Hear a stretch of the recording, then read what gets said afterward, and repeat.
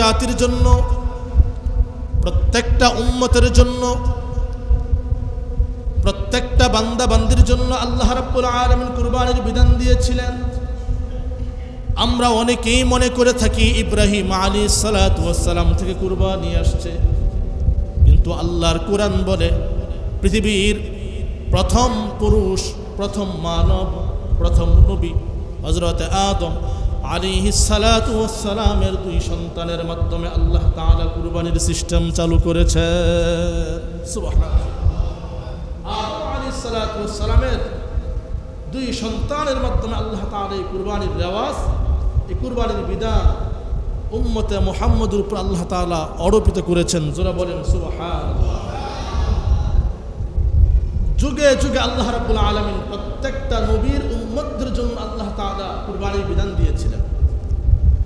এই কথাটা আল্লাহ তাআলা কুরআনুল কারীমের 22 নম্বর সূরা সূরাতুল হজ্জের 34 নম্বর আয়াতে আল্লাহ তাআলা বলেন, ওয়ালিকুল্লি উম্মাতিন জাআলনা মানসাকান লিয়াযকুরু ইসমাল্লাহি আলা মা রাযাকাহুম মিন বাহিমাতিল আনআম। আল্লাহ রাব্বুল আলামিন বলেন, আমি প্রত্যেক জাতির জন্য কুরবানিকে নির্ধারণ করে দিয়েছি, একটা সঠিক নিয়ম, একটা রুট ম্যাপ আমি আল্লাহ তাআলা তৈরি করে দিয়েছি, যাতে করে আমার দেওয়া রিজিক চতুষ্পদ জন্তুর মাধ্যমে তারা আমার নামটা স্মরণ করতে পারে। ওয়ালিয়াযকুরু ইসমাল্লাহ আলা মা রাযাকাহুম মিন বাহিমাতিল আনআম। চতুষ্পদ জন্তুর মাধ্যমে যখন জন্তুকে জবাই করা হয় তখন তারা যেন আমার নামটা নেয়, বিসমিল্লাহি আল্লাহু আকবার বলে তারা যেন কুরবানির পশুর গলায় ছুরিকাঘাত করতে পারে। এই বিধান কে দিয়েছে? যারা বলেন এই বিধানটা কার? মুহতারাম হাজরিন, আল্লাহর দেওয়া বিধান প্রত্যেকটা বান্দা বান্দির জন্য কর্তব্য। আল্লাহ যেভাবে বিধান দিয়েছেন সেই বিধানগুলো পূর্ণাঙ্গ রূপে এগুলো পালন করা, ঠিক কিনা প্রিয় ভাইরা আমার? আল্লাহ রাব্বুল আলামিন আদম আলাইহিস সালাতু ওয়াস সালামের সন্তানদের যে কুরবানি, এই কুরবানির কথা আল্লাহ তাআলা কোরআনে তুলে ধরেছেন। পৃথিবীর প্রথম পুরুষ, প্রথম মানব, প্রথম নবী হযরত আদম আলাইহিস সালাতু ওয়াস সালামের জামানায় উনি সাইয়্যিদনা হযরত হাওয়া আলাইহিস সালাতু ওয়াস সালাম, যাকে তিনি বিবাহ করেছিলেন, তৎকালীন যুগে তাদের গর্ভে যে সন্তান আসতো, যমজ সন্তান জন্মগ্রহণ করত। একই সময়ে দুটি সন্তান জন্মগ্রহণ করত, একটি ছেলে একটি মেয়ে। পরের পিরিয়ডে অথবা পরবর্তী সময়ে আরো দুইটি জন্মগ্রহণ করত, ছেলে এবং মেয়ে। তারা যখন প্রাপ্তবয়স্ক হতো, তারা যখন বালেগ হতো, যুবক হতো, তখন আল্লাহর দেওয়া বিধান অনুযায়ী আগের বয়সের আগের পিরিয়ডের ছেলের সাথে পরের পিরিয়ডের মেয়ের বিবাহ হতো। অর্থাৎ আগের ছেলের সাথে, আগের জন্মের ছেলের সাথে পরের জন্মে মেয়ের বিবাহ হতো। ঘটনাক্রমে একজন ছিল সুন্দরী, আরেকজন ছিল দেখতে কুৎসিত।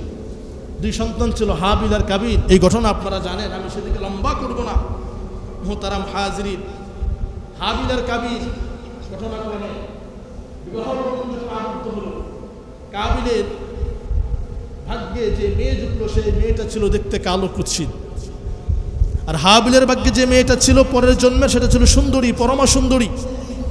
কিন্তু কাবিল তার বাবাকে বলল, বাবা তুমি হাবিলকে বড্ড ভালোবাসো, বেশি ভালোবাসো, বিদায় তুমি তোমার ভালোবাসার সন্তানকে সুন্দরী মেয়েটা তাকে তুমি উপহার দিচ্ছ, আর আমি, তুমি আমাকে ভালোবাসো না বলে কালো মেয়েটা তুমি আমাকে দিচ্ছ। আচ্ছা বলেন তো এটা কি আদম নবীর নিয়ম না আল্লাহর দেওয়া নিয়ম? যারা বলেন কার নিয়ম? আল্লাহর দেওয়ার নিয়মে পৃথিবীর কোনো মানুষের হাত দেওয়ার সক্ষমতা আছে? আছে নাকি? আমার প্রিয় ভাইরা, যখন দুই ভাই মানল না, তা আল্লাহর পক্ষ থেকে আদেশ হলো যে তুমি তোমার সন্তানদেরকে কুরবানি করতে বলো, তারা যেন কুরবানি করে।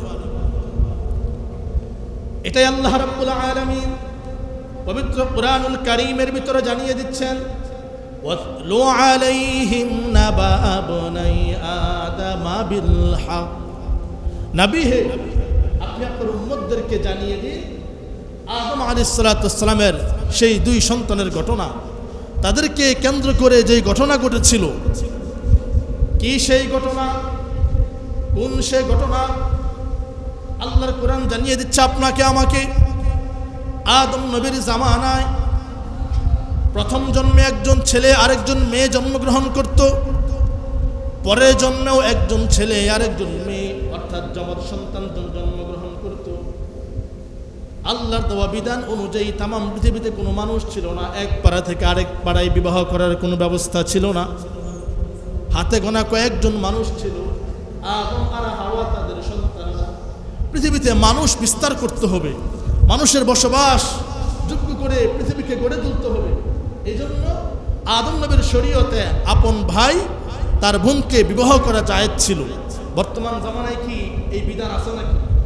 যারা বলেন আছে, কেন নাই? এই বিধানের তো দরকার নাই। কেননা পৃথিবীতে কোটি কোটি মানুষ বসবাস করে। আমি চাইলে যে কোনো প্রান্তে গিয়ে, যে কোনো দেশে গিয়ে, যে কোনো গ্রামে গিয়ে আমি মানব সম্পদ উন্নয়নের জন্য বিবাহ করতে পারবো, ঠিক কিনা প্রিয় ভাইয়ের আমার? কিন্তু আদম নবীর সময় তো এগুলো ছিল না, কেবলমাত্র আপন ভাই বোন ছিল। পৃথিবীতে মানব সম্পদ এগুলো পরিচালিত করতে হবে। এই জন্য আল্লাহর দেওয়া বিধান ছিল আগের জন্মের ভাই পরের জন্মের বোনকে বিবাহ করবে। আল্লাহর দেওয়া নিয়ম অনুযায়ী আদম নবীর সন্তান হাবিলের ভাগ্যে পরমা সুন্দরী মেয়ে জুটল, আর কাবিলের ভাগ্যে যে মেয়েটা জুটল সেই মেয়েটা দেখতে অতটা সুন্দরী ছিল না, কালো ছিল। এবার কাবিল তার বাবাকে বলল, বাবা তুমি আমাকে ভালোবাসো না বিদায় সুন্দরী মেয়েটা তুমি আমাকে দাও নাই। তুমি হাবিলকে ভালোবাসো, যার ফলে তুমি সুন্দরী মেয়েটা তাকে দিছ। আচ্ছা বলেন তো আদম নবীর এখানে কোনো হাত আছে নাকি? হাত কার? বিধান কার? এই জন্য আল্লাহ তাআলা বললেন, তুমি তোমার সন্তানদেরকে কুরবানি করতে বলো। হাবিল আর কাবিলকে কুরবানি করতে বলো। যার কুরবানি কবুল হবে সেই পরমা সুন্দরী মেয়েকে বিবাহ করবে, যার কুরবানি কবুল হবে না সেই সুন্দরী মেয়ে বিবাহ করতে পারবে না। আল্লাহর দেওয়া নিয়ম অনুযায়ী তৎকালীন যুগে হাবিল পশু পালন করত, হাবিলের পশুর খাবার ছিল, আর কাবিল কৃষি কাজ করত। কাবিল কৃষি কাজ কারবার করত। হাবিল আল্লাহকে খুশি করার জন্য একটা পশু কুরবানি করে দিল। কাবিলও কিছু কৃষি সামগ্রী আল্লাহর রাহে কুরবানি করে দিল। তৎকালীন যুগে নিয়ম ছিল কুরবানির মাংস কেউ ভক্ষণ করতে পারত না। এই কুরবানি কবুল হয়েছে কিনা খোলা ময়দানে রেখে আসতো। আসমান থেকে অগ্নিস্ফুলিঙ্গ এসে যার কুরবানি জ্বালিয়ে দিত, মানুষ মনে করত তার কুরবানি কবুল হয়েছে। আর যার কুরবানি আসমান থেকে অগ্নিস্ফুলিঙ্গ এসে জ্বালিয়ে দিত না, অবশ্য করে দিত না, তার কুরবানি কবুল হতো না। ঠিক ঘটনাক্রমে আল্লাহর পক্ষ থেকে আসমান থেকে অগ্নিস্ফুলিঙ্গ এসে হাবিলের পশুকে বশ্য করে দিল। আদম নবী বুঝলেন হাবিলের কুরবানি কবুল হয়েছে, কাবিলের কুরবানি কবুল হয় নাই। অতএব আল্লাহর দেওয়া বিধান অনুযায়ী যার কুরবানি কবুল হয়েছে সেই পরমা সুন্দরী মেয়েকে বিবাহ করবে। এটাই আল্লাহ তাআলা পবিত্র কোরআনুল কারীমে বলে দিচ্ছেন, ইযা ক্বাররাবা কুরবানান ফাতুকবিলা মিন আহাদিহিমা ওয়া লাম ইউতাকাব্বাল মিনাল আখার। আল্লাহ তাআলা জানিয়ে দিচ্ছেন, ও নবী আপনি আপনার উম্মতদেরকে জানিয়ে দেন, আদম নবীর দুই সন্তান হাবিল আর কাবিল কুরবানি দিয়েছিল। একজনের কুরবানি কবুল হয়েছে, আরেকজনের কুরবানি কবুল হয় নাই। কবুল না হওয়ার কারণে কাবিল তার হাবিল ভাইকে বলেছিল,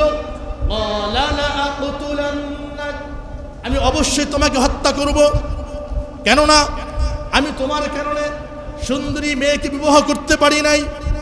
তুমি সুন্দরী মেয়েকে বিবাহ করেছ, আমার মনোবাসনা পূরণ হয় নাই, আমার কুরবানি কবুল হয় নাই। অবশ্যই অবশ্যই আমি তোমাকে হত্যা করব। এই কথা শোনার পরে হাবিল বলেছিল, ক্বালা ইন্নামা ইয়াতাকাব্বালুল্লাহু মিনাল মুত্তাকিন। সুবহানাল্লাহ। হাবিল বলেছিল, ভাই গায়ের জোরে কুরবানি কবুল করা যায় না, মনের জোরে কুরবানি কবুল করা যায় না, শক্তি সামর্থ্য দিয়ে কুরবানি কবুল করা যায় না। কুরবানি কবুল হয় ইন্নামা ইয়াতাকাব্বালুল্লাহ মিনাল মুত্তাকিন। আল্লাহ তার কুরবানি কবুল করে যার অন্তরে তাকওয়া বসবাস করে। সুবহানাল্লাহি ওয়া বিহামদিহি। অর্থাৎ যারা মুত্তাকি, যারা পরহেজগার, যারা খোদাভীতি, আল্লাহ তাদের কুরবানি কবুল করে থাকে। আর কারো কুরবানি আল্লাহ কবুল করেন না। আমার প্রিয় ভাইরা, এই ঘটনা থেকে আমরা কি শিক্ষা পাইলাম? আমরা শিক্ষা পাইলাম বিশাল বড় পশু হইলেই কুরবানি দিয়েছি, জবাই করেছি, ডাল ডুক পিটিয়েছি, নাম ডাক দিয়েছি, পশুর নাম দিয়েছি অমুক তমুক, এরপরে সাংবাদিক সম্মেলন করে পশু জবাই করলাম, এরকম হয় না? হয় না এরকম? মাইকিং করে কুরবানি জবাই করা হয়, গোশত বিতরণ করা হয়, অমুক সাহেব গোশত বিতরণ করেছে। আল্লাহর নামে কসম করে বলি, আল্লাহ রাব্বুল আলামিন হাবিল আর কাবিলের ঘটনার মাধ্যমে জানিয়ে দিচ্ছেন, পশু বড় হলেই কুরবানি কবুল হবে না, লক্ষ টাকা খরচ করলেই কুরবানি কবুল হবে না, যদি অন্তরে তাকওয়া না থাকে। আর যদি অন্তরে তাকওয়া থাকে, খোদা ভীতি থাকে, আল্লাহ যদি কুরবানি কবুল করে নেন, লক্ষ টাকার গরু কুরবানি কবুল হবে না। অন্তরে যদি তাকওয়া থাকে, খোদা ভীতি থাকে, 10,000 টাকা দামে একটা ছাগল কুরবানি দিলেও সেই ছাগল আল্লাহর দরবারে কবুল হয়ে যায়। ঠিক কিনা প্রিয় ভাইয়েরা আমার? মুহতারাম হাজরিন, আল্লাহ তাআলা বুঝাতে চান, আমি তার কুরবানি কবুল করি। ইন্নামা ইয়াতাকাব্বালুল্লাহ মিনাল মুত্তাকিন। যার অন্তরে কি থাকবে? তাকওয়া থাকবে। প্রিয় ভাইয়েরা আমার, কি থাকবে?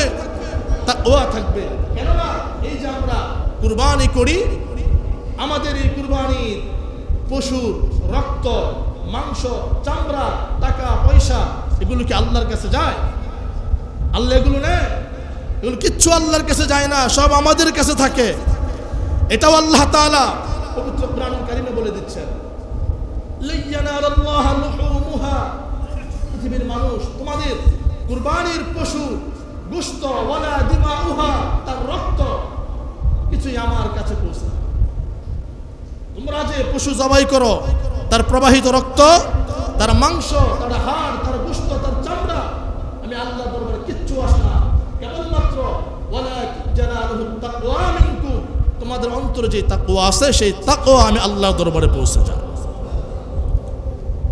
মুহতারাম হাজিরিন, ভালো করে বুঝবেন, আল্লাহর দরবারে মাংস যায় না, গোশত যায় না, হাড় হাড্ডি কিচ্ছু যায় না। জোরে বলেন, কি যায়? তাকওয়া যায়। কি যায়? তাকওয়া যায়। লক্ষ টাকা খরচ করে অনেকে তো সুদে টাকা নিয়ে কুরবানি দেয়। আল্লাহ সুদ হারাম করেছে, শুধু হারাম করে নাই, মায়ের সাথে 70 বার জিনা করার সমতুল্য ঘোষণা করেছে। এরপরে অনেক মানুষ সুদে টাকা নিয়ে কুরবানি দেয়। আমার ভাই, তুমি লক্ষ টাকা খরচ করে কুরবানি দিবা, মানুষ তোমাকে বাহবা দিবে। কিয়ামতের ময়দানে জাহান্নামের জারুর পিঠা আছে না নাই? কিন্তু তোমার লক্ষ টাকা খরচ করে সুদে টাকা লাগিয়ে, ঘুষে টাকা লাগিয়ে কুরবানি দেওয়া লাগবে না। অল্প টাকা নিয়ে, সামান্য কিছু অর্থ নিয়ে তুমি যদি ছাগল কুরবানি দাও, আর যদি অন্তরে তাকওয়া থাকে, কবুল করে নিবেন কে? জোরে বলেন, কে?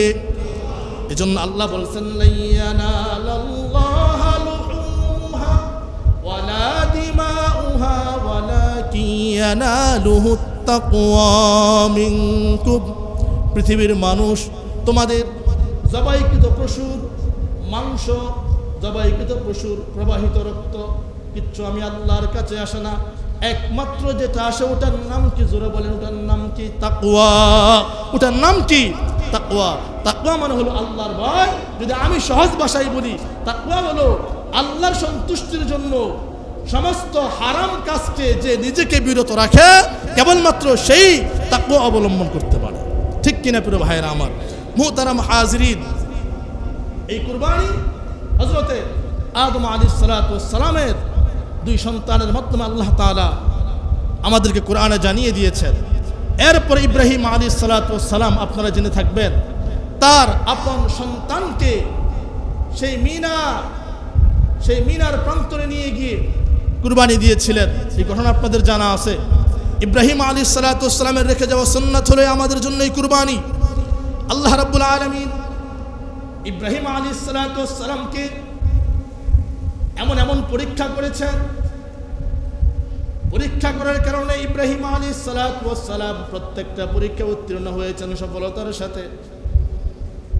নমরুদের অগ্নিকুণ্ডে নিক্ষিপ্ত হয়েছেন একটা পরীক্ষা। 2 নম্বর পরীক্ষা, আল্লাহর আদেশ অনুযায়ী সন্তান হয় না, 86 বছর পর্যন্ত দোয়া করেছেন, রব্বি হাবলি মিনাস সালিহিন, আল্লাহ তুমি আমার একটা নেককার সন্তান দান করো, তুমি আমার একটা সন্তান দান করো। কেমন সন্তান? নেককার সন্তান। সুবহানাল্লাহ। শুধু সন্তানই চান নাই, দেখেন কি সন্তান চেয়েছেন, একজন নেককার সন্তান। আল্লাহ এমন সন্তান দান করে যে সন্তান নেককার, যাকে দেখলে আমার চক্ষু শীতল হয়ে যায়, কলিজা ঠান্ডা হয়ে যায়। চাইতে চাইতে 86 বছর পর্যন্ত চাইছে, আল্লাহ সন্তান দেয় না। 86 বছর বয়সে আল্লাহ সন্তান দিছে। বলেন তো মায়া কম না বেশি? মহব্বত কম না বেশি? 86 বছর বয়স সন্তান পাওয়ার পরে এবার আল্লাহ আদেশ করছে, যাও তোমার এই সন্তান আর তোমার বিবির নির্বাসনে রেখে আসো। দেখছেন কত বড় পরীক্ষা। যেই সন্তান বাবার কোলে থাকার কথা, যেই সন্তানকে বাবা কোলে নিয়ে তার মুখে, বদনে, চোখে, কপালে, ললাটে চুমু খাবে, যেই বাবা কোলে নিয়ে আদর করবে, স্পর্শ করবে, সেই সন্তান কোথায় রেখে আসতে হবে? নির্বাসনে, মক্কায়। কোথায়? মক্কায়। মুহতারাম হাজিরিন, সময় যেহেতু অল্প সংক্ষিপ্ত আকারে বলতেছি, আল্লাহ আদেশ করলেন রেখে আসো। এটা কি পরীক্ষা না? কত বড় পরীক্ষা। 86 বছর বয়স সন্তান পাইছেন, সাধ্য নাই আদর করা, 6 মাস লালন পালন করা, 1 বছর লালন পালন করা, রেখে আসবেন নির্বাসনে। আবার কিছুদিন পরে আল্লাহ আদেশ করলেন, যাও সন্তানটা জবাই দিয়ে আসো। কত বড় পরীক্ষা। এমন পরীক্ষা পৃথিবীর কোনো মানুষ হতে পারে নাই। পৃথিবীর কোনো মানুষের পক্ষে এই সমস্ত পরীক্ষায় উত্তীর্ণ হওয়া সম্ভব। এজন্য আল্লাহ রাব্বুল আলামিন ইব্রাহিম আলাইহিস সালাতু ওয়াস সালামকে গোটা পৃথিবীর মানুষের নেতা বানিয়ে দিয়েছেন। কারণ ইব্রাহিম আল্লাহর দরবারে পরীক্ষা দিতে দিতে, কষ্টি পাথরে উত্তীর্ণ হতে হতে, স্বর্ণ যেরকম ভাবে নির্ণয় করা যায় কষ্টি পাথরে ঘষার মাধ্যমে, আল্লাহ তাআলা ইব্রাহিম নবীরে ঘষতে ঘষতে কষ্টি পাথরের মতো পরিষ্কার করেছেন, তামাম পৃথিবীর মানুষের নেতা বানিয়ে দিয়েছেন।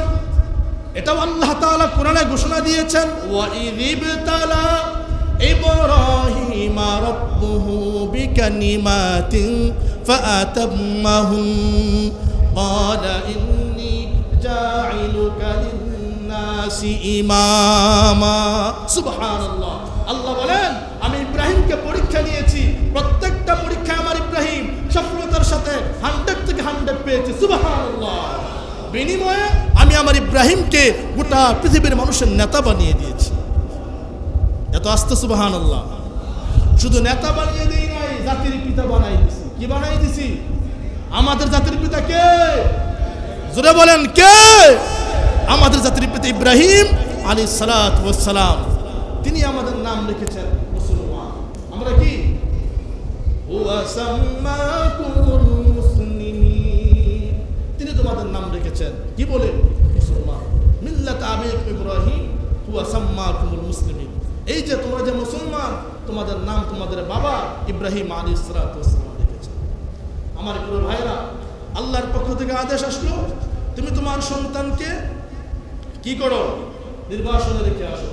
যে সন্তান দিছি, এই সন্তান কোথায় রেখে আসো? নির্বাসনে রেখে আসো। হযরত ইব্রাহিম আলাইহিস সালাতু ওয়াস সালাম বিবি হাজরাকে নিয়ে গেলেন মক্কা। তখন মক্কা এত সুন্দর ছিল না, পরিপাটি ছিল না, এত ঝলমল ছিল না, এত লাইট সাজসজ্জা ছিল না। মক্কা ছিল দুদু মরুপ্রান্ত, মরুভূমি, জনমানব ভিড়, কোনো মানুষ সেখানে বসবাস করতো না। সেই মক্কায় নিয়ে গেলেন, যে মক্কাকে আল্লাহ তাআলা পৃথিবীর প্রথম ঘর বলে ঘোষণা করেছেন। সুবহানাল্লাহ। এটা আল্লাহ তাআলা কোরআনুল কারীমে বলে দিচ্ছেন, ইন্না আউওয়ালা বাইতিন উদিআ লিন-নাসি লাল্লাযী বিবাক্কা। মক্কার প্রথম ঘরের নাম ছিল, মক্কার ওই জায়গার নাম ছিল বাক্কা। কি নাম ছিল? বাক্কা। এই মক্কা এখন আমরা বলি, আগে কি ছিল? বাক্কা। কোরআনের ভাষায় তার নাম কি? বাক্কা। এই যে আমরা মদিনা বলি, এই মদিনা তো মদিনা ছিল না, তার নাম ছিল ইয়াসরিব। কি নাম ছিল? ইয়াসরিব। আমার প্রিয় ভাইরা, ইব্রাহিম আলাইহিস সালাতু ওয়াস সালাম তার সন্তানকে আর বিবি হাজরাকে নিয়ে গেলেন। কিছু খুরমা, কিছু পানি, কিছু পনির সাথে ছিল। অল্প 2-1 দিনের খাবার, বেশি না। এই 2-1 দিনের খাবার দিয়ে ওখানে রেখে আসলেন। বিবি হাজরা ডাক দিয়ে বলে, প্রাণের প্রিয়তম স্বামী, এই যে আপনি আমাদেরকে রেখে যাচ্ছেন এখানে, কি এমন ভুল করেছে আপনার সাথে, কি বেয়াদবি করলাম? যদি বেয়াদবি করে থাকি বলেন, যদি ক্ষমার যোগ্য হয় ক্ষমা চেয়ে নিব, আপনি ক্ষমা করবেন, কারণ আপনি আমার স্বামী। স্বামীর পায়ের নিচে স্ত্রীর বেহেশ, যদি আমি আপনার পায়ে পড়ে থাকি আমার তো কোনো গুনাহ হবে না। গুনাহ হবে? গুনাহ হবে না। প্রিয় স্বামী আমার, কি ভুল করেছি বলেন? ইব্রাহিম আলাইহিস সালামের কষ্টে বুক ফেটে যাচ্ছে, কথা বলতে পারেন না, কারণ 86 বছর বয়সে সন্তান পাইছে। এই সন্তানকে রেখে যেতে হবে নির্বাসনে, তিনি চলে যাবেন, এখানে থাকতেও পারবেন না। দেখছেন কত বড় পরীক্ষা। ওনার কষ্টে বুক ফেটে যাচ্ছে, কথা বলতে পারেন না। আবার জিজ্ঞেস করলেন, প্রাণের প্রিয়তম স্বামী, কেন রেখে যাচ্ছেন? কি অন্যায় আমাদের, কি অপরাধ আমাদের? এই যে 2-1 দিনের খাবার, 2-1 দিন গেলে পরে আমরা কি খাবো, কি নিয়ে বাঁচবো? বুকের দুধ যদি শুকিয়ে যায়, কলিজার টুকরো ইসমাইল কি খাবে? তাকে আমি কিভাবে রাখবো? ইব্রাহিম আলাইহিস সালাম কথা বলেন না। 3বার যখন প্রশ্ন করলেন, ইব্রাহিম আলাইহিস সালামের কষ্টে বুক ফেটে যাচ্ছে, চোখ দিয়ে জর্জর করে পানি পড়তেছে, বুক ফেটে যাচ্ছে, জবান দিয়ে কথা আসে না। তাফসীরে পাওয়া যায় ইব্রাহিম আলাইহিস সালাম ডান হাতের শাহাদাত আঙ্গুলটা তুলে আসমানের দিকে ইশারা করলেন, বুঝাতে চাইলেন, বিবি রে, আমি তো আল্লাহর খলিল নবী, কোন কাজ আমি আমার মন থেকে করি না, আমার আল্লাহ যা আদেশ করেন তাই আমি করি। সুবহানাল্লাহ।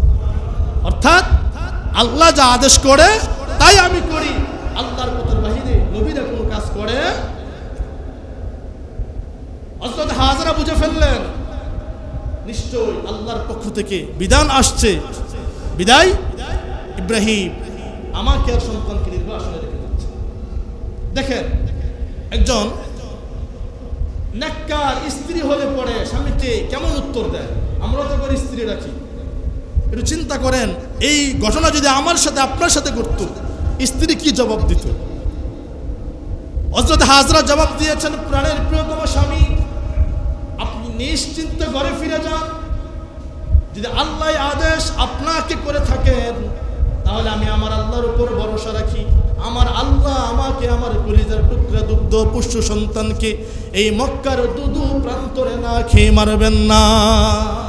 আল্লাহ আমাকে আমার সন্তানকে, যদিও জনমানবহীন এই মক্কার প্রান্তরে, আমাকে আমার কলিজার টুকরা দুগ্ধ পুষ্য সন্তানকে না খেয়ে আল্লাহ ঠিকই খাবারের ব্যবস্থা করে। ঘটনা অনেক বড় ঘটনা। এই মক্কাতুল মুকাররমায় কেউ ছিল না, হাজরা বসবাস করতে লাগলেন।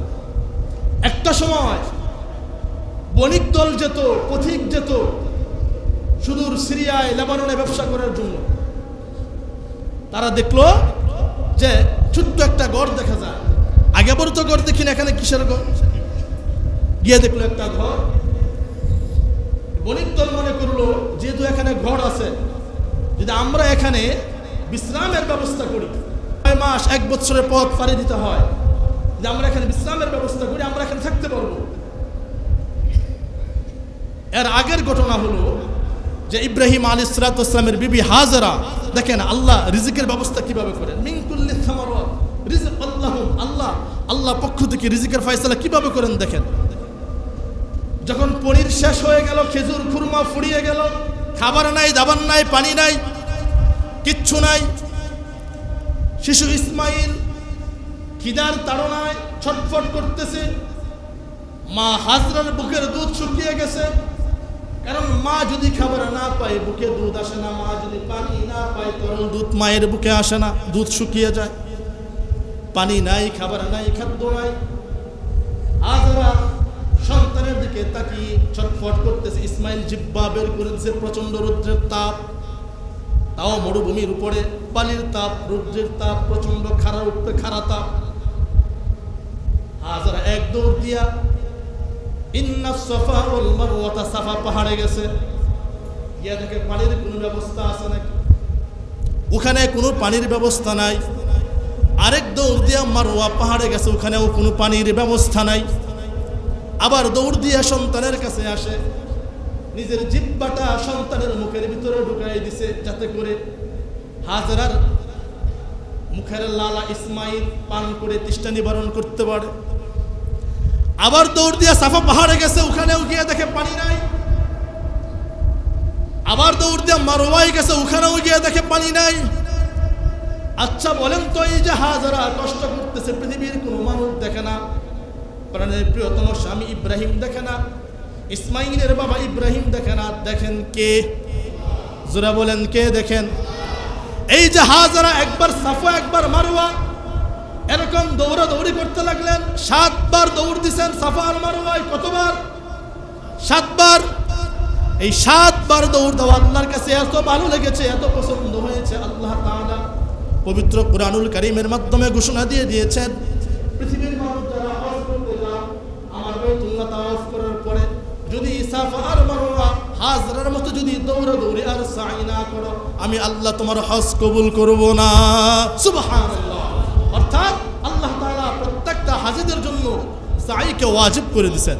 সাই মানে দৌড়াদৌড়ি করা, এটা দৌড়াদৌড়ি করতেই হবে। প্রত্যেকটা হাজী সাহেবরা যেন বুঝে হাজারা কতটা কষ্ট করেছে। আমার প্রিয় ভাইরা, ইন্নাস সাফা ওয়াল মারওয়াতা মিন শাআইরিল্লাহ, আল্লাহ তাআলা বলেন সাফা আর মারওয়া হলো আমার নিদর্শনের একটা নিদর্শন। ফামান হাজ্জাল বাইতা আও ইতামারা ফালা জুনাহা আলাইহি আন ইয়াতাওয়াফা বিহিমা ওয়া মান তাতাওয়া খায়রান ফাইন্নাল্লাহা শাকিরুন আলিম। আল্লাহ বলেন প্রত্যেকটা হাজী পৃথিবীর যেই প্রান্ত থেকে যাক, যদি মক্কা যায় হজ করে আমার বাইতুল্লাহ তাওয়াফ করে, আন ইয়াতাওয়াফা বিহিমা ওয়া মান তাতাওয়া খায়রান ফাইন্নাল্লাহা শাকিরুন আলিম। আল্লাহ বলেন আমার নিদর্শন সাফা আর মারওয়া যদি সাই না করে, আমি আল্লাহ তার হজ কবুল করব না। অর্থাৎ হজ যদি কবুল করতে হয়, সাফা মারওয়ায় সাই করতে হবে। ঠিক কিনা প্রিয় ভাইয়েরা আমার? মুহতারাম হাজরিন, হযরত হাজরা আলাইহিস সালাতু ওয়াস সালাম দৌড়াদৌড়ি করতে লাগলেন, কোথাও পানি পান না, কোথাও পানি নাই। আল্লাহ আদেশ করলেন, জিব্রাইল যাও, তুমি কি দেখতে পাও না আমার হাজরা কত কষ্ট করতেছে পানির জন্য? ইসমাইল আমার নবী হবে, আমার পয়গম্বর হবে, আমার শিশু ইসমাইল কত কষ্ট করতেছে। রাওয়ায়াতে পাওয়া যায় হযরত জিব্রাইল আলাইহিস সালাতু ওয়াস সালাম আসলেন, উনি ওনার পাখা দিয়ে অথবা পা দিয়ে একটা বাড়ি দিলেন। হযরত ইসমাইল আলাইহিস সালাতু ওয়াস সালামের পায়ের নিচ থেকে জমজমের পানি প্রবাহিত হতে লাগলো। আমরা এটাকে বলি জমজমের পানি, মূলত এটা জমজমের পানি না, এটা আল্লাহ জান্নাতের প্রবাহিত পানি। সুবহানাল্লাহ। হযরতে হাজরা যখন আসলেন ইসমাইলের কাছে, ইসমাইলের কি অবস্থা দেখার জন্য এসে দেখে ইসমাইলের নিচে পানি টলমল করতেছে। এবার হাজরা যেহেতু সুরিয়ানি মানুষ ছিলেন, সুরিয়ানি ভাষায় বলতেছেন জাম জাম জাম জাম, মানে থাম থাম থাম, থেমে যা। রাইসুল মুফাসসিরিন আব্দুল্লাহ ইবনে আব্বাস বলেন, যদি সেদিন হাজরা এই পানিকে জমজম বলে বেরিবাদ না দিতেন, যদি বালি দিয়ে মাটি দিয়ে বেরিবাদ না দিতেন, তাম পৃথিবীতে এই জমজমের পানি নহর শুরু হয়ে যেত, অর্থাৎ নদী নালা প্রবাহিত হতো। সুবহানাল্লাহ। হাজরা আলাইহিস সালাতু ওয়াস সালাম সেই পানিকে আবদ্ধ করে রাখলেন। আজ পৃথিবীর মানুষ লক্ষ লক্ষ কোটি কোটি মানুষ হাজী সাহেবরা এই পানি পান করে, ওযু করে, গোসল করে, আবার এই পানি ফিল্টার করে বাজারজাত করা হয় ইউরোপ আমেরিকা। আমি গত কয়েকদিন আগে খবরে দেখলাম, ওই অঞ্চলের যত মেডিকেল আছে, ডাক্তাররা চিকিৎসা সেবা দেওয়ার পরে যদি ভালো না হয়, অর্থাৎ চিকিৎসা সেবা ব্যর্থ হয়, ডাক্তাররা রোগীর গার্জিয়ানকে বলে দেয় এটাকে বাসায় নিয়ে যাও, ওরে নিয়ে জমজমের পানি দিয়ে গোসল করাও, ওর মৃত্যুর আগ পর্যন্ত জমজমের পানি দিয়া ওর খাবার খাওয়াও। বিনিময়ে দেখা যায় অনেক রোগী শুধুমাত্র জমজমের পানির বরকতে আল্লাহ তাআলা সুস্থ করে দেন। কারণ এই পানিটা এমন বরকতপূর্ণ পানি, আল্লাহ তাআলা এই পানির ভিতরে শুধু তৃষ্ণা রাখেন নাই, খাবারের ক্ষুধাও নিবারণ করার ব্যবস্থা আছে। এবার হাজরা এই পানি নিজেও পান করলেন, সন্তানকে পান করলেন। দেখছেন আল্লাহর কুদরত নিদর্শন, বুঝা বড় দায়। প্রিয় ভাইরা আমার, হযরতে হাজরা আলাইহিস সালাতু ওয়াস সালাম এই পানিকে আবদ্ধ করে রাখলেন। জনাব আরোহী, ওই যে বলতেছিলাম বণিক যারা ব্যবসায়ী ছিল, সুদূরে ব্যবসা করতে যেত, তারা যখন দেখলো এখানে পানির ব্যবস্থা আছে, কিসের ব্যবস্থা? পানির ব্যবস্থা আছে, আমরা কত দূর থেকে পানি নিয়ে আসি, উঠে করে পানি বহন করি। যদি এখানে পানির ব্যবস্থা থাকে, এমন বিশুদ্ধ পানি যে পানি ফেলে পরে তৃষ্ণাও নিবে, ক্ষুধাও নিবারণ হয়, তাহলে তো এই পানি এটা আমরা ছাড়তে পারি না। বণিক দল যারা, তারা বললো ঠিক আছে, হাজারা এই জনপদের মালিককে, হাজারাকে মালিক তো আমি, এখানে যদি বসবাস করতে হয় কি করতে হবে? হাজারা বললো এখানে বসবাস করতে গেলে, এখানে বিশ্রাম যাইতে গেলে ট্যাক্স দেওয়া লাগবে। কি দেওয়া লাগবে? ট্যাক্স। যদি এখানে ঘর নির্মাণ করতে চাও তাও আমাকে ট্যাক্স দিতে হবে, যদি এখানে বসবাস করতে চাও তাও আমাকে ট্যাক্স দেওয়া লাগবে, কারণ আমি তো এই জনপদের মালিক, আমার থেকে বাড়ানি এখানে বসবাস করতে হবে। দেখছেন আল্লাহর লীলা খেলা বোঝা কত বড় লাগে। আল্লাহ হাজারাকে গোটা এই মক্কা নগরীর মালিক বানাই দিচ্ছেন, আর হাজারা তাদের থেকে বাড়া নিচ্ছেন, এখানে ঘর হয়, এবার তারা এখানে বসবাস করতে লাগলো, বিনিময়ে তারা গাছ লাগাইতে লাগলো। এবার হাজারা পানি পাইলো, ফল পাইলো, মানুষ পাইলো, সব পাইলো, সংক্ষিপ্ত আকারে বলতেছি। একটা পর্যায়ে এই বাক্কা মক্কা নগরীতে রূপান্তর হলো। সুবহানাল্লাহ। আমার প্রিয় ভাইরা, হাজারা বসবাস করতে লাগলো, ইসমাইল মোটামুটি বড় হয়ে গেছে। ইব্রাহিম নবী তো আর আসে না, আসছে নাকি? আসে নাই, কেন? আল্লাহর পক্ষ থেকে আদেশ হয় নাই, তাই আসে নাই। অনেকদিন পরে আসছে, অনেক বছর পরে আসছে। এসে ইসমাইলকে বলে, ইসমাইল আমি আল্লাহর পক্ষ থেকে প্রত্যাদেশ হয়েছি বা আদেশ প্রাপ্ত হয়েছি, তোমাকে আমি জবাই করব। তুমি কি বলো? তোমাকে আমি জবাই করব, তুমি কি বলো? আমরা হইলে কি কইতাম? জন্ম দিয়ে রেখে ছেড়ে গেছেন, মারও খবর নেন নাই, আমারও খবর নেন নাই, খালি জন্মই দিছেন, কর্ম তো শিক্ষা দেন নাই, ঠিক কি না? খোঁজখবর রাখেন নাই, এক দানা খুরমাও দিয়ে যান নাই, একটু পানির ব্যবস্থা করেন নাই, খোঁজখবর রাখেন। এত বছর পরে এসেন, কেউ একটু আদর করবেন, সোহাগ দিবেন, এসে বলতেছেন জবাই করবেন। আপনি কোন জাতের বাপ? ঠিক না? কিন্তু ইসমাইল কি এই কথা বলছে? এই কথা বলছে ইসমাইল কেন বলে নাই? কারণ নবীর ঘরে আল্লাহ নবী দান করছেন। ইসমাইল বুঝছে আমার বাবা যে স্বপ্ন দেখেছে বা আল্লাহর পক্ষ থেকে যে আদেশ পেয়েছে, এটা নবীদের উপরে সেই স্বপ্ন সত্য হয়। নবীদের স্বপ্ন আর আমাদের স্বপ্ন এক না। নবীদের স্বপ্ন এটা আল্লাহর পক্ষ থেকে, আল্লাহর পক্ষ থেকে কি, এটাও আল্লাহ তাআলা পবিত্র কুরআনুল কারীমে জানিয়ে দিচ্ছেন। فلما بلغ معه السعي قال يا بني إني أرى في المنام أني أذبحك فانظر ماذا ترى। ইব্রাহিম বলে, বাবা ইসমাইল, ইয়া বুনাইয়া, হে আমার দয়ালের পুত্র, হে আমার কলিজার টুকরা, আমি রাতের বেলা স্বপ্ন দেখেছি, ইন্নী আরা ফিল মানামি আন্নী আযবাহুকা, আমি তোমাকে জবাই করতেছি। ফানজুর মাযা তারা, এই ব্যাপারে তোমার মতামতকে একটু আমারে জানাও, তোমার সিদ্ধান্তকে তুমি আমারে জানাও। আমি দেখছি তোমার জবাই করতেছি, কারণ আমি তো আল্লাহর খলিল, আল্লাহর নবী, যে স্বপ্ন আমি দেখছি এটা মিথ্যা হতে পারে না, আমি তোমার জবাই করতে চাই, তুমি কি বলো? দেখেন ইব্রাহিম কিন্তু পারতেন, আল্লাহর আদেশ, কোনো কথা নাই, ইসমাইলের সাথে সাথে জবাই করতে পারতেন না, আদেশ কার? কিন্তু উনি ইসমাইলকে জিজ্ঞেস করেছেন, বাবা তোমার মতামত কি আমার বলো। তার মানে পরামর্শ। দেখেন পরিবারে যাই করেন না কেন, যারা পরিবারে হত্যা কর্তা, তাদের উচিত সন্তানদের সাথে, ছেলে মেয়েদের সাথে, বিবির সাথে পরামর্শ করে কাজ করা। এটা থেকে আমরা এটাই শিক্ষা পাই। ইব্রাহিম নবী যারা জবাই করবেন, যার উপর ছুরি চালাবেন, তারা জিজ্ঞেস করতেছেন, তার থেকে পরামর্শ চাচ্ছেন, বাবা তুমি কি বলো?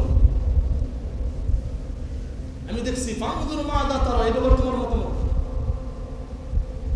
ইসমাইল জবাব দিল, ক্বালা ইয়া আবাতি ফাআল মা তু'মার সাতাজিদুনি ইনশাআল্লাহু মিনাস সাবিরিন। আল্লাহু আকবার।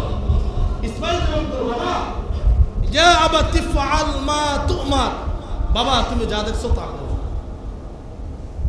ইফআল মা তু'মার, তুমি তোমার কাজ করো, আমি তোমার অবাধ্য সন্তান না, আমি তোমার বাধ্যগত সন্তান। সাতাজিদুনি ইনশাআল্লাহ, বাবা অচিরেই তুমি আমাকে বাবা আল্লাহ চাইতো ইনশাআল্লাহ মিনাস সাবিরিন, ধৈর্যশীলদের অন্তর্ভুক্ত। কিসের অন্তর্ভুক্ত? ধৈর্যশীলদের অন্তর্ভুক্ত। সংক্ষিপ্ত আকারে বলতেছি, ইব্রাহিম আলাইহিস সালাম হাজরার থেকে ইসমাইলকে নিয়ে গেলেন, মিনা প্রান্তরে নিয়ে গেলেন। ওখানে নিয়ে যাওয়ার পরে ইসমাইলকে বললেন যে বাবা শুয়ে পড়ো। আপনারা জেনে থাকবেন অনেক বক্তা অনেক আঙ্গিকে অনেক রূপ লাগিয়ে অনেক রং রং করে ঘটনা আলোচনা করে, এগুলো বিভিন্ন রাওয়াতে পাওয়া যায়। স্পষ্ট শ্রী হাদিসে কোরআনে যা পাওয়া যায় আমি আপনাদেরকে বলতেছি। ছেলেকে শোয়াই দিলেন, আপনারা জেনে থাকবেন একবার জবাই করছে, জবাই হয় না, পাথর আঘাত করছে, পাথর টুকরো টুকরো হয়ে গেছে, আবার জবাই হয় না। শুনছেন না এগুলো? এগুলো সহিহ রাওয়াতে পাওয়া যায় না, এগুলো ইসরাইলি রাওয়াতে পাওয়া যায়। এরপরে শোয়াই দিলেন। এক রাওয়াতে আসছে, যেটা আল্লামা সাঈদ রহিমাহুল্লাহ আলোচনা করেছেন, সেটা আমি আপনাদেরকে জানিয়ে দিচ্ছি। উনি এক রাওয়াত থেকে উনি বলতেছেন, যখন ইসমাইলকে শোয়াই দিছেন, ইসমাইল বলে বাবা তুমি আমার হাত আর পা বেঁধে নাও, যাতে করে আমার হাত আর পায়ের আঘাত তোমার শরীরে না লাগে, যদি লাগে তুমি কষ্ট পাবে, তুমি আমার বাবা বেয়াদবি হবে। কিছুক্ষণ পরে আবার বলে বাবা হাত আর পা বাঁধিও না, যদি হাত পা বাঁধো কিয়ামতের ময়দানে বলা হবে আমি ইসমাইল রাজি ছিলাম না, এই জন্য আমার হাত পা বেঁধে জোর করে আমার জবাই করছো, কিন্তু আমি তো রাজি। আমি কি? আমি আল্লাহর কাছে সারেন্ডার, আমি আল্লাহর আদেশ মাথা পেতে নিতে বাধ্য। বাবা হাত পায়ের রশি খুলে দাও। আবার বলে যে বাবা তুমি তোমার চোখটা বেঁধে নাও, যাতে করে ৮৬ বছর বয়সে সন্তান পাইছো, আমার দিকে তাকাইলে বলে তোমার মায়া লাগতে পারে, মায়া না লাগে এজন্য চোখটা বেঁধে। ইব্রাহিম আলাইহিস সালাম চোখ বেঁধে নিলেন, ছুরি চালাইলেন। ছুরি চালানোর আগে ইসমাইল বলতেছে বাবা আমার মা হাজারাকে মা বলবে এমন কোন সন্তান নাই, একমাত্র আমি তার সন্তান ইসমাইল। বাবা আমি যদি আল্লাহর আদেশ পালন করতে গিয়ে শাহাদাত বরণ করি, তাহলে আমার মাকে কে মা বলে রাখবে? ও বাবা আমার রক্ত মাখা জামাটা আমার মাকে দিয়ে দিবেন, আর মাকে বলবেন হাজেরা চিন্তা করিও না, সন্তানের জন্য চোখের পানি ছাড়িও না। কিয়ামতের ময়দানে আমি আমার আল্লাহর রোজে মাহশারে আমি আমার মায়ের সাথে আল্লাহর আদালতে দাঁড়িয়ে যাব। সুবহানাল্লাহ। অর্থাৎ আল্লাহর আদেশে আল্লাহর হাসরে আমি আমার মায়ের সাথে সাক্ষাৎ করব। আমার রক্ত মাখা জামা এটা আমার মাকে দিয়ে দিন, যেন আমার মা কান্না না করে মারে সান্ত্বনা দিয়েন, মারে বুঝায়েন ৮৬ বছর বয়সে মা আমারে পাইছে। আবার আপনি নির্বাসনে রেখে গেছেন, খোঁজখবর তো রাখেন নাই। আমাকে নিয়ে মা স্বপ্ন দেখেছে, লালন পালন করেছে, আমিও যদি না থাকি তো আমার মারে কে মা বলে ডাকবে? এই জামাটা আমার মাকে হাদিয়া দিয়ে দিই। ইসমাইল শুয়ে পড়লো, ইব্রাহিম ছুরি নিয়ে যেই মাত্র ছুরি চালাবে, আল্লাহ বলেন ওয়ানাদাইনাহু আইয়া ইব্রাহিম ক্বাদ সাদ্দাকতার রুয়া ইন্না কাযালিকা নাজজিল মুহসিনিন। সুবহানাল্লাহ। আল্লাহ ইব্রাহিম তুমি তোমার সন্তান জবাই করবা, এটা তো আমি চাই নাই। আমি চেয়েছি তোমার পরীক্ষা, আমি চেয়েছি তোমার মনোবল, তোমার তাকওয়া, তোমার খোদাভীতি। তুমি যে আমার খলিল, তুমি যে জাতির নেতা হবা, এটা আমি দেখতে চেয়েছি তুমি আমার পরীক্ষায় পাশ করো কিনা। ইব্রাহিম আমি তোমাকে তিলে তিলে ক্ষয় করে আমি তোমাকে পরীক্ষা দিয়ে আমি তোমাকে গোটা পৃথিবীর জাতির নেতা বানিয়ে দিয়েছি। ইব্রাহিম আমি চাই নাই তোমার সন্তান কুরবানি হোক, আমি চেয়েছি তোমার অন্তরে আমার প্রতি কি পরিমাণ ভালোবাসা মহব্বত আছে, তুমি আমাকে ভালোবাসো না ৮৬ বছর বয়সে সন্তান পাইছি সন্তানকে ভালোবাসো, এটা দেখার জন্য আমি আল্লাহ আদেশ দিয়েছি। ইব্রাহিম তুমি আমার আদেশ পালন করেছো। জিব্রাইল জান্নাত থেকে দুম্বা নিয়ে গেল, ফালাম্মা ওয়াতাল্লাহু লিল জাবিন, জান্নাতে দুম্বা জবাই হয়ে গেল। আল্লাহ বললেন এই দুম্বা নিয়া জবাইকৃত দুম্বা নিয়া ঘরে ফিরে যাও, হাজারের গোশত দিও তোমরাও খাও। সুবহানাল্লাহ। জবাইকৃত দুম্বা নিয়ে যাও, এই দুম্বার গোশত নিজেরাও খাও, তোমরাও স্ত্রীরা দিও, তোমরাও খাও, তোমাদের আশেপাশে যারা পাড়া প্রতিবেশী জন তাদেরকেও বিলাই, সবাই নিয়ে এই দুম্বার গোশত ৩ ভাগ করে খাও। ইব্রাহিম আলাইহিস সালাম ইসমাইলকে নিয়ে আসলেন, এই যে ইসমাইলের গলায় ছুরি চালাইলেন, আল্লাহর কাছে কি ভালো লাগছে না? আল্লাহর কাছে ভাল লাগছে বলেই তো আল্লাহ ইব্রাহিমের রেখে যাওয়া সুন্নাত গোটা উম্মতে মুহাম্মদের উপর ওয়াজিব করে দিয়েছেন, যারা সামর্থ্যবান তাদের জন্য। কি করে দিয়েছেন? ওয়াজিব করে দিয়েছেন। প্রিয় ভাইরা আমার, আমরা অনেকে হয়তো কুরবানির পশু ক্রয় করব বা কুরবানি আমরা দিব, কুরবানির মাসআলা মাসায়েল, পশু কিভাবে, কিরকম পশু কিনবো, কিরকম পশু কেনা চাই, অথবা কুরবানির মাসআলা মাসাইল কি, আল্লাহ চাইতো আগামী জুমায় আলোচনা করবো। আমা তৌফিক ইল্লা বিল্লাহ।